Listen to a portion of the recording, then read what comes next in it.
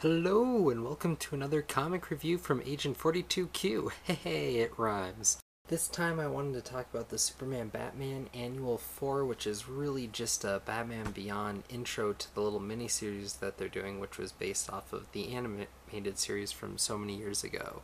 So I thought I'd take a minute and actually talk about it, as I'm really a huge fan of Batman Beyond. Now, I've seen every episode of Batman Beyond more than once, and I'm a huge fan of Batman Beyond, more so than I am really of Batman. People who know me know I'm not a big fan of Batman. He always just seems to know everything too well. He seems so unhuman. He's just really, to me, not a great character.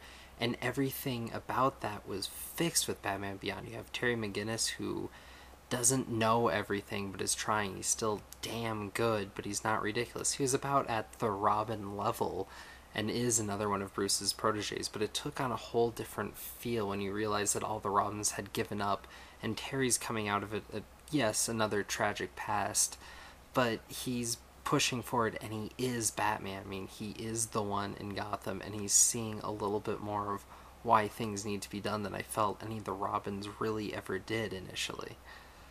Because Terry isn't the best, when there were stories, things actually felt like a mystery. He actually had to figure things out. He had to use clues. He didn't just see something and automatically come to a deduction.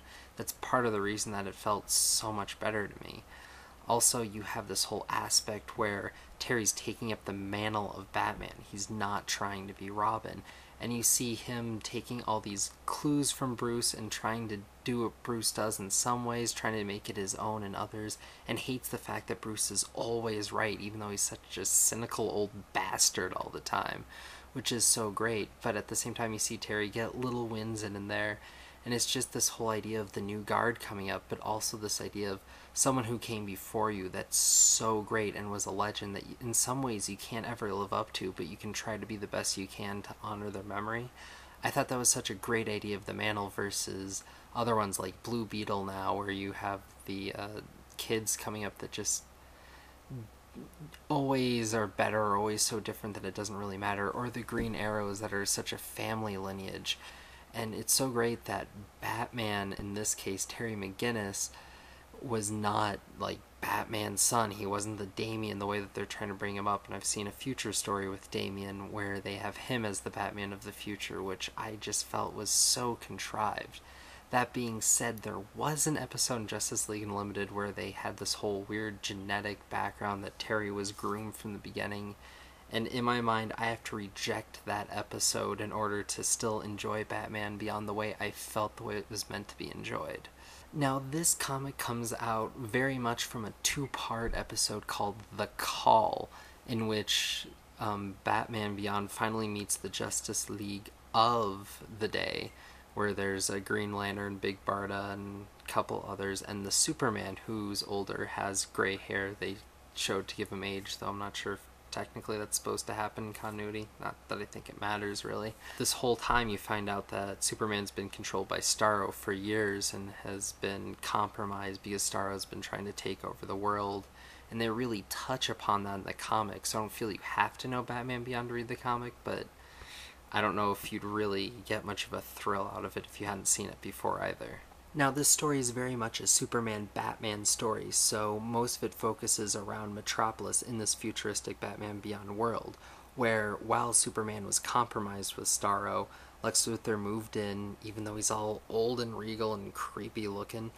He moved in, he took Metropolis, made it its own empire really, kind of closed it off.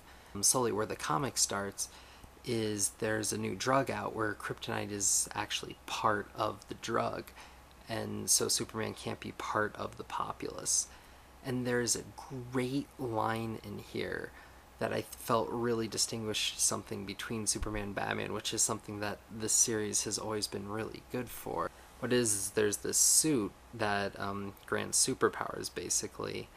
Terry, whose suit is a lot more than just the bat suit. It grants him extra strength, etc., etc. He looks at it and basically asks Superman, well, why don't you train someone to be Superman the way Bruce is training me to be Batman?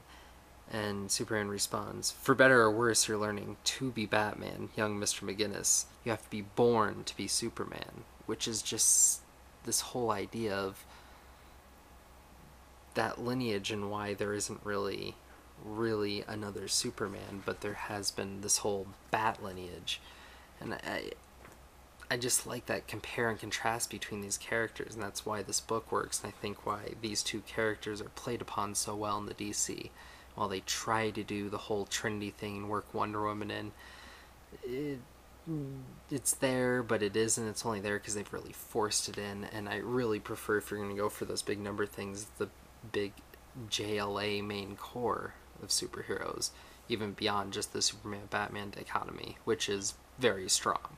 Now, this Superman-Batman annual is written by Paul Levitz, and the ones that I've read before were written by Joe Kelly and had a little bit more humor to them, but I really love this, and I've always liked the annuals to these comics. And I have to say, given the way that this was written and treated and the way the art was done as a translation from the animated series to a more comic feel, I really appreciate the adaptation. I'm really looking forward to this miniseries coming up that will be Batman Beyond, and hopefully it will carry this level of quality and care for the continuity that was already established and how they want to work it into their multiverse future, whatever. I personally don't really care as long as they don't try to cram in too much and try to mix it all up, because I feel it's stronger not trying to be the actual DCU future, because too many things don't match up. But yeah, I highly recommend this comic. I mean, it is $5, but it is an annual. There's a couple of previews in the back, whatever. But this is a damn good comic. The art is solid, and it's a self-contained story, so I don't know. A little steep, but the bang for your buck is definitely worth it. You could definitely spend it in a lot worse ways.